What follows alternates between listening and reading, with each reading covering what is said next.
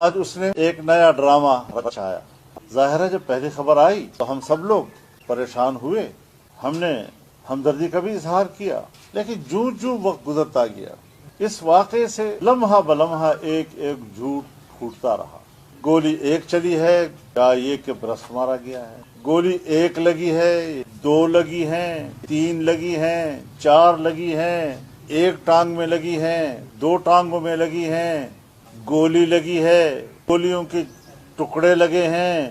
گولیوں کے ٹکڑے جو ہے وہ مجھے بم کا ٹکڑا تو ہوتا ہے، گولی کا ٹکڑا نہیں ہوتا جی۔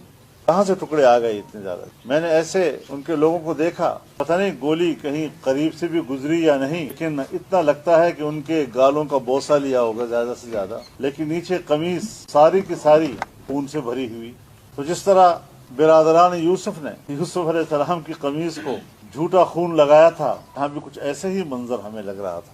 پہلی مرتبہ پتہ چلا ہے کہ پنڈلی میں بھی شارگ ہوتی ہے۔ کیا ڈرامے ہیں! ڈاکٹروں کے اپنے بیانات پہ تضاد ہیں، کسی ہسپتال میں جانے کو تیار نہیں، 5-6 دنوں میں پھر سے لاہور سے گجرانوالے پہنچتا ہے، اور یا جب گولی لگتی ہے تو اتنی تیزی سے دوڑتا ہے کہ 1 گھنٹے میں لاہور، قریبی ہسپتال بھی نہیں۔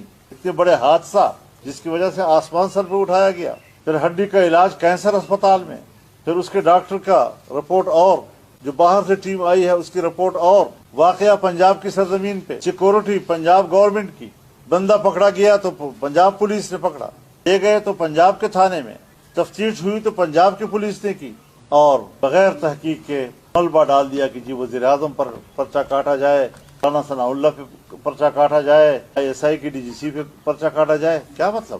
کس طرح آپ الزام لگا سکتے ہیں؟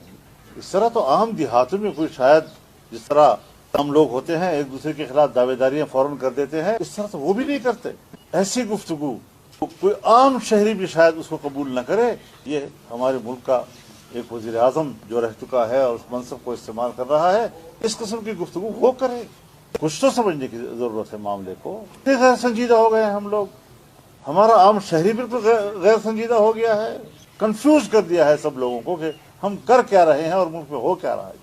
اور میرے خیال میں اس ایکٹنگ میں تو اس نے شاہ رخ اور سلمان خان کو بھی پیچھے چھوڑ دیا۔ شاید کوئی اداکار بھی اس طرح ایکٹنگ نہیں کر سکتا جس طرح اس نے ایکٹنگ کر کے دکھائی، اور اس کو سچ بھی ثابت کرنے کی کوشش کر رہا ہے۔ کبھی دوڑ کے چلتا ہے، کبھی زخمی کے اوپر پلستر ڈالتا ہے، لمبا پیوند ہے۔ کون سی طریقہ ہے؟